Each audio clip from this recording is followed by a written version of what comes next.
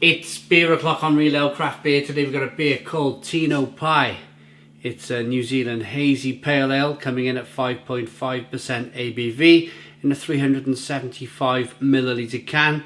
It's been brewed by Akasha Brewing Company. I've had a fair few of their beers now and they've been really good. Top quality stuff. It was sent to me by the wonderful Mick in Australia. Thank you very much, Mick, for your absolute continued support of the channel. I know things have got a little bit busy around these parts lately with the channel growing. We're being inundated a little bit with beer, but I will always look to get round to your beers as quick as I possibly can. On that note, let's get into this. Let's get it open into a glass, see what we get. Nice bit of smoke on the can opening. Beer in the glass. Left my glass off screen. Here we go. A nice IPA glass for this beer. Look how... Whoa, look at that!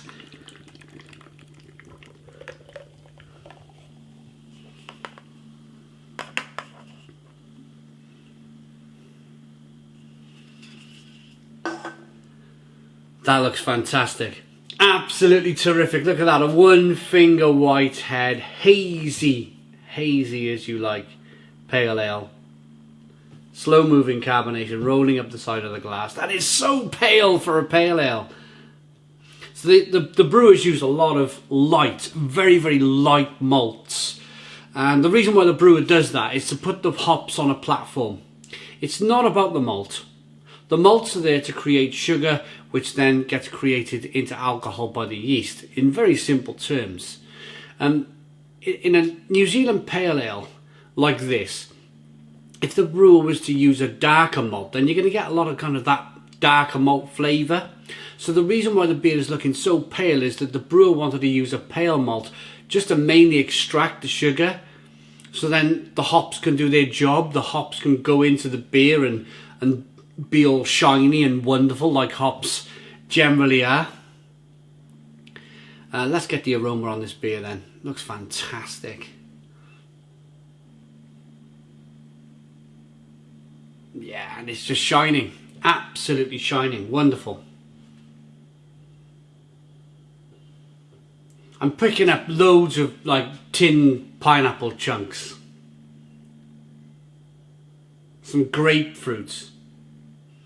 It's like the aroma of freshly squeezed juice when you're maybe holidaying in Spain and you're sitting by the side of the pool and you don't fancy a beer straight away because it's, you know, first thing in the morning, so you get yourself a juice just for breakfast and then maybe you look for a beer after. But you get a fresh juice in the morning sitting by the pool and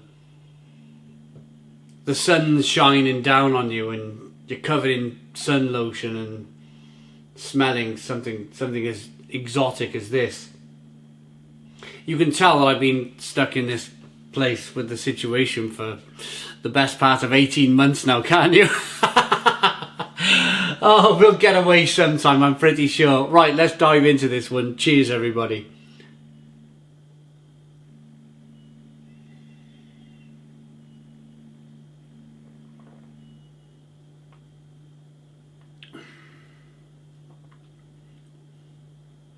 Fabulous.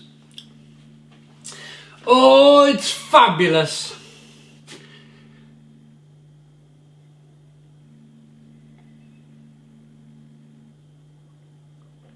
Oh, that is so drinkable. That is so drinkable. It's like sliding down. Wonderful. Wonderful. Got to put it down. Stone the Crows. Stone the Crows. What a fantastic beer. So juicy and lovely and so clean. So clean. It's such a clean beer. It's so hop forward but so juicy. Just what brewers are able to do these days with beer is just, it blows my mind. It completely blows my mind. There's a little bit of sweetness to begin with. There's a touch of bitterness on the back end. All of that flavour is crammed down into the middle of the beer. It's just, pineapple and grapefruit and citrus, light citrus fruits. It just reminds me of the Mediterranean, even though, you know, the beer's made in New Zealand. Wonderful, absolutely wonderful. A little crispness from the carbonation. They've made the water, they've conditioned the water to be so soft, to be able to carry the hops. Everything, the whole beer has been designed to make the hops shine. And I've learned that in the last 12 months, really. I've done a lot of interviews on the Stone Crow Virtual Pub, where I interview a brewer. And I kind of drop a few questions in when I get a really good New England IPA. And it's all about taking other things away. Like maybe the local brewing water has got a little bit of a, say, twang to it. And they condition the water. They do stuff to the water to make the water really soft and drinkable and just wonderful. And then they only use really light malts in the beer to do exactly the same thing, to be able to get a little bit of sweetness from the beer. No real kind of biscuity flavours coming through, but it's all about promoting those hops in the middle of the beer. And I tell you, Akasha have absolutely nailed this. They've absolutely nailed it.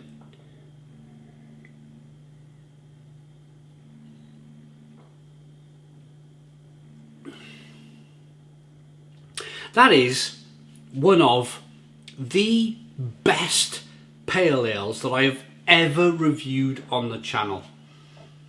It is just so well made, so well built, so well brewed.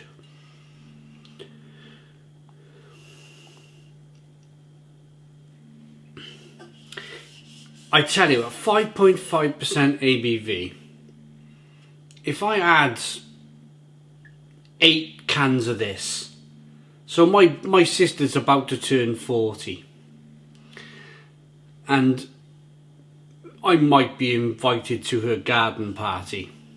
If I was invited to my sister's garden party and she said, bring 8 beers with you, I'd bring 8 cans of this, but it might get messy. It might get messy because it's so drinkable.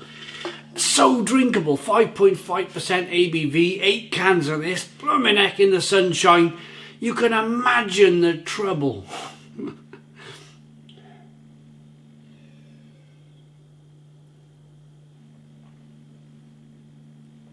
Oh, it's lovely. It's lovely. It's beautiful. It's just beautiful. So drinkable, so refreshing. Grapefruit, pineapple, passion fruit flavours just piling through on your palate. This is one of those memorable beers that, I mean, these days I throw 99% of my cans of bottles away. But I'm going to do it on screen.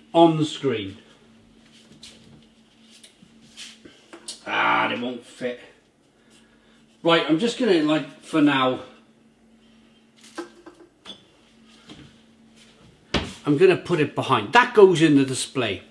That beer is that good, it goes in the display. And I keep hold of that can to remind me for the rest of my days that that beer is terrific. 10 out of 10. 10 out of 10 from Real Ale Craft Beer. Please put your comments in the comments box, subscribe to our daily beer and food reviews, give us a big fat thumbs up. Boom! Cheers!